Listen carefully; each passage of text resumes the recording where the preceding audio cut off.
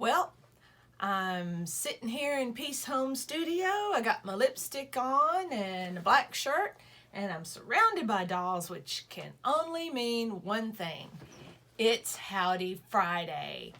Howdy Friday! Hooray, hooray, hooray! Now let me put this fiddly thing somewhere. Okay, so here we are, surrounded by inspiration.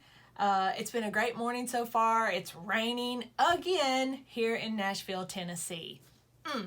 So, first of all, let's go ahead and talk about some of the old things we've been working on, and then we'll move on to some of the new things and some great creative ideas that I've been thinking of, and it's been a really creative, really busy, really productive week this week. So, if you remember, we have two co-hosts today. Of course, we have Suzanne, and she is very French. She's quite lovely. She's sitting here nicely next to us. So pretty.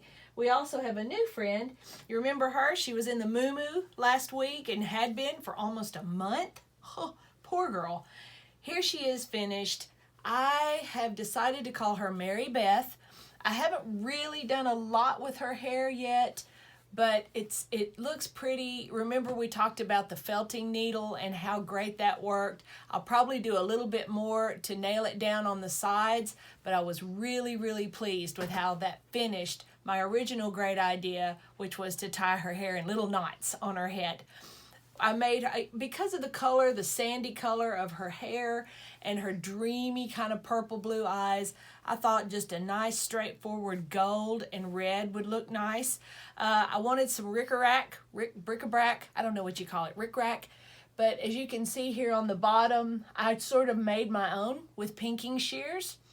I just snipped two lines close together. And no, it didn't land perfect every time, and there are little bits coming off, little fuzzes, but I was very happy with how that worked out. So I also made her some little, green, even though she doesn't have any other green on her. I made her some little green shoes, and as you can see, that is just very, very sweet. I don't know, I sent my mother an email earlier this week, and I sent her, in particular, a picture of Mary Beth, and then I also sent a close-up of her feet.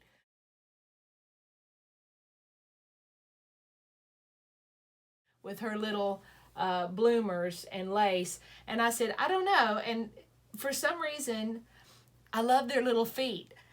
I love putting tiny shoes on their little feet like they're going to go somewhere. It's sort of like they have little plans that we don't know about, little secret doll plans to scurry around when we're not looking. Creepy, but it's what I'm into, so just humor me on that. Speaking of creepy, I've been working on doll faces. Faces are a big deal to me. I feel like they need to have a little personality, and they need to look a little different from anything else.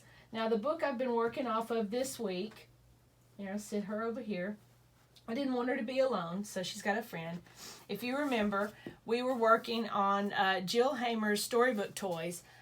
The more I get into this book, the more I love it. It really is very practical, and the doll came together quickly. And I think a lot of that was due to the size, so there wasn't a lot of hand stitching. I could put it right into the sewing machine, and I made a prototype. Now, this isn't going to be a doll that I actually use, but it's going to be one that I use to model clothing and different things. But you can see the fabric I used was a kind of a loose weave, and I knew better than to do that because you can see how it will give in the tight spots, like here in the neck. I had to reinforce, and it's caused the head to kind of look like it's turned a little bit to one side. And you can see I've already been playing around with facial features. I've decided, well, I'll get into that later. We'll make it a big surprise for the end. But I added these joints because I love the floppity joints. I love that. So I added that because I like them to be able to bend and move. But otherwise, this is a very, very practical doll design. She's got special instructions in the book to reinforce the doll to make it safe and durable for a child to play with. And that's our big goal. That's what I love anyway. I was very interested when I was reading her book. She talked about how she developed this pattern herself based on older vintage patterns from the 1930s and 40s. Immediately, I knew what she was talking about. And I've shown this one to you before. Here's Pearl. Pearl was made for me for my 5th birthday 1,000 years ago from my great aunt's mother-in-law, Mrs. Hunter. So Mrs. Hunter was probably born in the late 1800s. She would be the age of my great-grandparents, who were born around the 1870s. So she made this doll when I was born for me, which was the mid-1960s, from a pattern I don't doubt she got in the 1930s or 40s. This was a very common pattern, mass-produced and sent out and sold from companies, I think Sears, I don't know, I can't remember. Maybe it was, who knows, look it up. She mentions it in the book that she took this pattern, I think it was probably this pattern. It was a little fiddly, and I know what she was talking about because remember I showed you before how the arms and legs are jointed onto the doll. And I'll give you a little refresher. Here's the legs. See? It's you can use a button, but she's used a piece of cardboard and she's run heavy floss, heavy button, almost looks like heavy cord through the doll. And so that there's a string that goes across, but the doll's legs can move easily. And the same is true for the arms. There's a circle right here I showed you a few weeks ago, and she's run the heavy floss through the doll so that the arms move loosely, and it's good for play. This gal, I'm pretty sure, probably used this pattern because the face is very similar. It's got this wide cheeks, narrower at the eyes, wider at the forehead. It's got the baby, little child body, the good thick neck to keep the head in place. This one has a little bit of a thinner neck. The arms are very similar, but she has changed this so that the legs are sewn onto the body like this. The arms are also sewn directly onto the body. Both of these are with a ladder stitch. And that makes the doll a little less mechanical. There's a little less that can go wrong, and it's much easier to fix if something does come off. Whereas this doll probably wouldn't stand up. Well, of course not now. She's 50 years old. But even when I received her, she wouldn't have stood up to the play that mass-produced dolls of that time would have had. That's another reason why I like to stitch the faces on instead of buttons and stuff, although buttons are adorable, and I do put buttons on some of my dolls just because I love it. But stitching it on there is a lot easier. You don't have pieces that'll come off and choke somebody, choke a child. So we don't want to do that unless they've been really bad. Bad child. Okay, no, nobody chokes a child around here. But we can dream. This doll will have a stitched on face, and I was kind of messing around with a style, and of course this doll is not going to be for anybody but me, so a prototype, a good one to try different things out with. So, well, anyway, I wanted to change the face up a little bit. I didn't want to use her faces and hers are adorable. Her faces are absolutely precious, and they're very detailed. The eyes, she puts a lot into the eyes. They're very doe, like a deer, very big and wet looking, and I do love them. But I wanted something with a little mischief, with a little character, with a little personality on it, and I got this idea in the middle of the night. I was watching, Mr. Murphy and I started watching a 2-part series on Netflix about the circus. This had been dancing around in my head for just a little while, basically because at the end of this book, she has an adorable pattern for an elephant sewing caddy that's based on a 1940s, 1950s pattern. And I started thinking at the time that a circus theme is really cute. Now these days, I don't know what it is about our culture. I think because we know everything, and so we're not comfortable with a mystery, with crazy out there things. And so the whole circus theme has become a little creepy in about the last 50 years. People say, oh, I'm afraid of clowns and different things like that, which, okay, give me a break. Clowns are great. Clowns are creative. Clowns are cool, y'all. Now, yes, the creepy clown in It is terrifying. There are all kinds of scary clowns in the world. I'm not saying yay for those things, but there's sort of a hint of mystery and an unspoken, I don't really fit in kind of thing about people from the classic years of the circus, from the mid-1800s to the mid-1900s. It was very, how do I even describe that? Sort of it bordered on the bizarre a little bit, but in a very fanciful, fantastic way. And of course, people are flying through the air. People are doing amazing tricks, death-defying tricks. There are animals, exotic animals from all over the world. Very bad if they were mistreated. But most of them, their trainers really loved them, but they were mistreated, and that is bad. But just the spectacle of it, and how P.T. Barnum and other people really took that over the top to just blow your mind when you went to see it. Remember, the people from that time, they didn't have television and streaming music, and it really hardly had any books. So going once a year to see that spectacle, to see people in the beautiful costumes and the wild animals and the museum aspects and the menagerie, they would bring a zoo with them and exotic people and cultures. It was just a real voyeur fest. And that was all they got. And it took them away from reality. People actually did run away with the circus. It was a place where your run-of-the-mill average people didn't exist.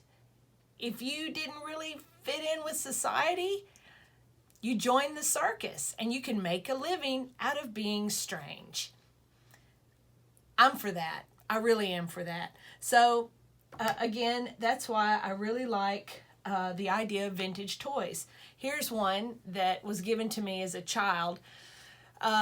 The lady that gave her to me, she was, to me, was 1,000 years old. Again, I was around 3 or 4 years old when she gave it to me. It had been her doll. It's handmade. The head is hard. I don't know if you can hear that. And her feet.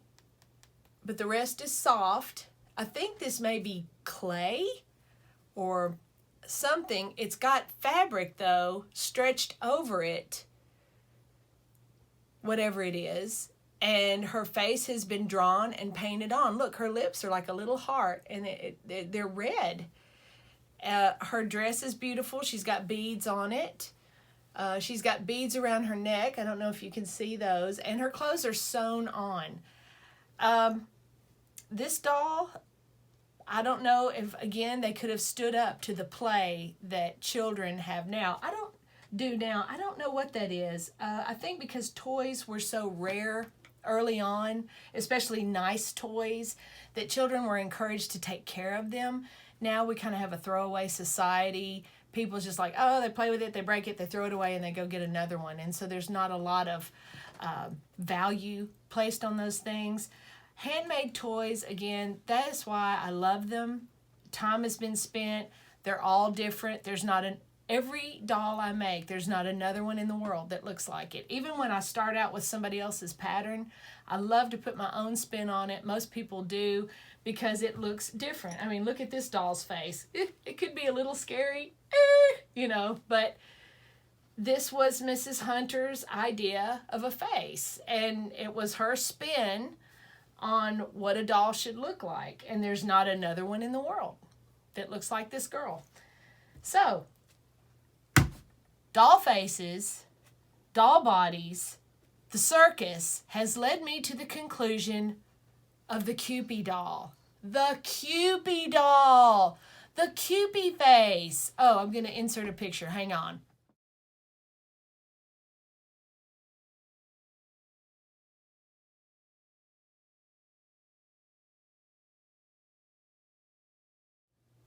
All right. There's a Kewpie. The Kewpie doll was developed by Rose O'Neal, again, around the early 20th century, late 19th century. And it was, she was an artist, very, very, very talented artist in her own right. But the Kewpie was a little character she developed for like a comic strip or something. I can't remember. But Kewpie, Kewpie, was based on Cupid. You know, the chubby little baby with the arrows and the wings, you know, follows the god of love around. That's why they had this mischievous little face.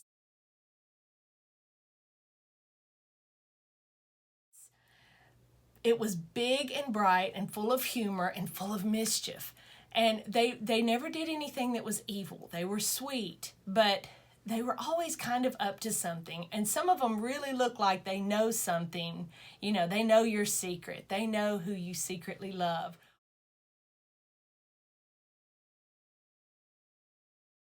Or they know better what you need than you do. And I love that. It's just like a little secret. Again, it's the little shoes. It's the little shoes. They've got little plans that we don't know about. It's so creepy, but I love it. It's so fanciful, and I love that. That's what I love about making dolls. And it's creative play, encouraging children to engage in that world that only a child can know. That world of play and imagination and fantasy in a healthy way. So I've drawn up a couple of faces, kind of worked on it. Here's some faces, yeah. Finally kind of settled on this, but these are great. I'm looking forward to trying them out on this one as soon as my invisible marker finally fades and the alien face goes away. I'm probably going to try it out on this guy and see how that works out. And when it does, I will get back to you and I will show you. Hopefully we're going to have some great stuff to look at next week. Again, it's raining here in Tennessee, as always, but that makes everything green and clean and smell good. And it's the first week of May, so get out and do some fun things. Remember, Goodwill, everything's half price on the first Saturday of every month, so run in there early before they get swamped and grab the goodies before they get all pawed over and everything's in the floor. And I will see you. Wait, I gotta find my little button. I will see you guys next week. I hope you have some fun hunting, find some cool things, and have a good weekend.